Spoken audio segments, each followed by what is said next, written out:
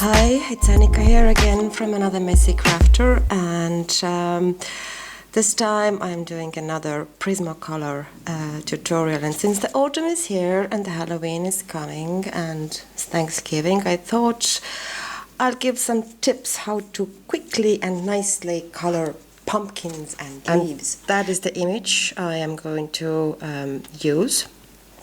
It's a beautiful, cute autumn fairy from Whimsy Stamps. She's drawn by Chrissy Armstrong, and she's absolutely adorable. And I think the way I colored the pumpkin here, it's really easy to do, and it looks pretty alright. So I thought I'll give you a couple of hints how to do that. It's fairly straightforward, although you do use a fair bit of colors, but that's because the more colors you use, the more rich and layered and lifelike the effect will be. So the pencils I'm using are over here, and it's sepia, Tuscan red, pumpkin orange, mineral orange.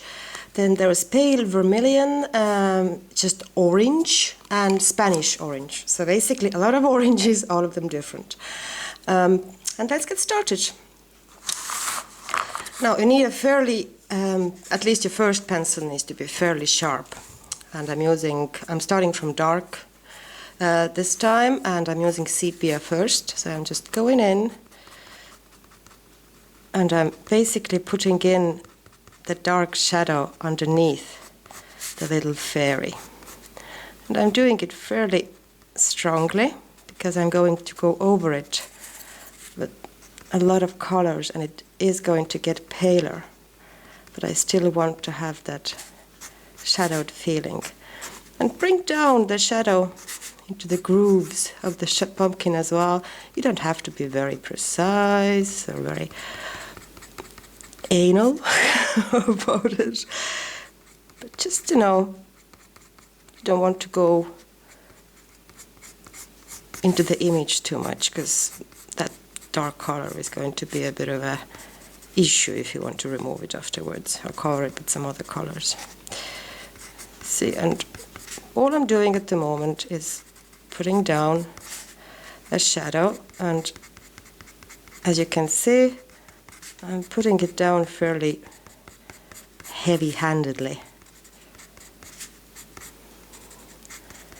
You could also use warm grays for it if you don't have the sepia by any chance, or dark brown, I think would be nice as well. Anything very dark, and even actually very dark green would work, I guess. Now I have to sharpen it a little bit. Now I have a new sharpener. It's actually a Prismacolor sharpener, and I have to say it is making a difference, because Prismas tend to break a lot less with sharpening when I'm using that one. So actually totally worth it. And you can just see I'm putting down a heavy layer of shadows. Now, and a tiny bit here. No, because I actually want these areas to be fairly light, because the light is coming in my head from upwards from the left-hand corner. Now, next, going in with Tuscan red. And now I'm just going to deepen that color. Tuscan red is unbelievably strong color, and it's great for actually very deep skin shadows as well. But you have to use it sparingly, because it's really strong. But it goes great with oranges, because obviously orange does have red in it. So, but you could do with other kind of for example, some reddish brown would be just as good. I just like the richness of the Tuscan red. And as you can see, I'm taking it up on its own as well, so even the shadows will have a bit of a different shades. Just keep adding it and add a little bit less of that than you did with sepia, taking it on about halfway up the areas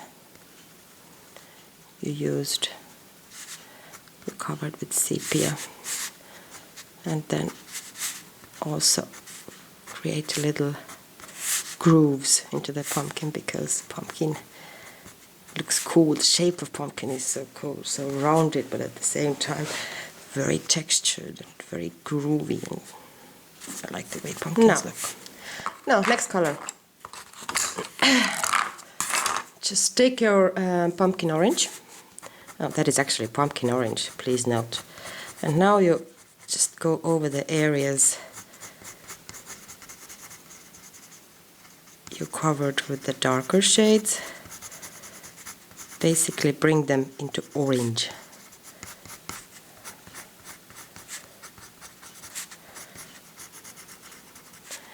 And if you think it's going to be looking exactly the same as on the image I showed you, no, it's not. It's never going to be looking exactly the same. If you hand color something, I don't think you can repeat yourself exactly.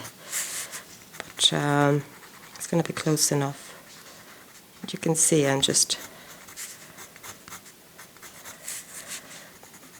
covering that harshness of the red and the grayish, strong brown, the sepia with the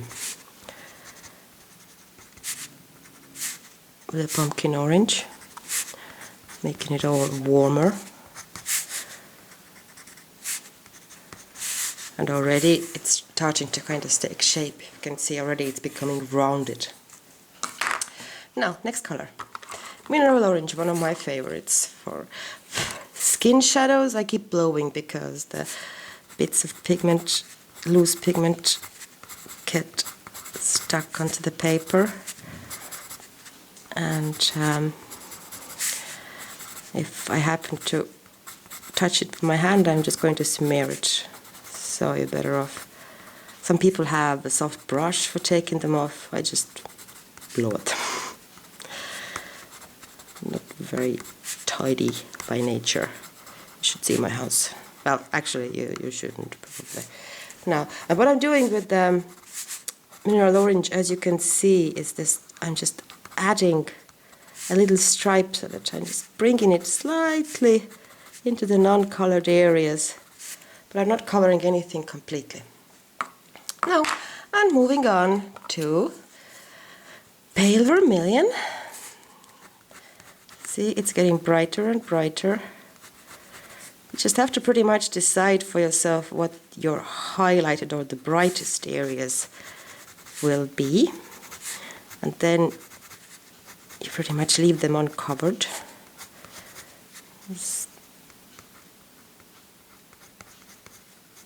I know I want some highlights here, I know I want some here, and definitely here at the edges, so.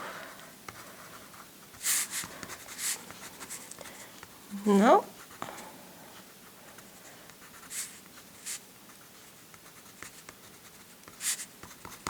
Now that's enough of pale vermilion.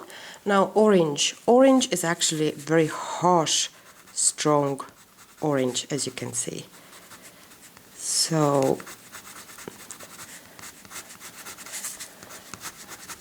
you cover now most of your pumpkin with fairly heavy pressure. Now I have to get into that corner there. Okay. Sometimes your fingernail is going to help you a little bit if you go. It needs a bit of sharpening. Because that corner is quite small. No. No, and same here. And because the right side of the pumpkin is pretty much going to be in the shadow. or at least more shadows than the left side. I don't think I am going to put much of the lightest color there, so I basically will probably leave it at that. Now, that's about it.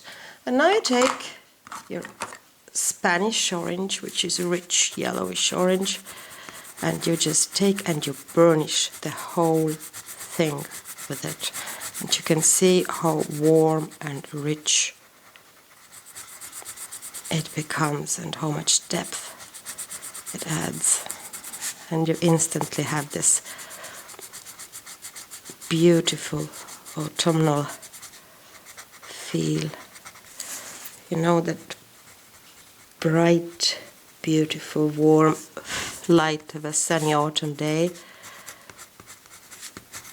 But it's towards the evening, as you can see, the shadows are pretty sharp. And that burnishing also make sure that if you go over that colored area now with your finger, there's no smudging. See? You can just go, nothing comes off.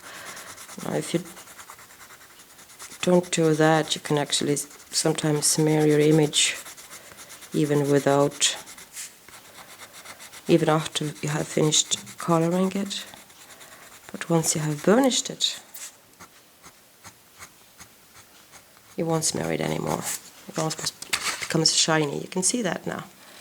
It's shiny because I basically pressed all the layers of pigment closely together. So that's it. That's the orange done, and I think it looks pretty cool. Now, and you can see, you know, it's not exactly the same as the one I did before, but I think it's close enough.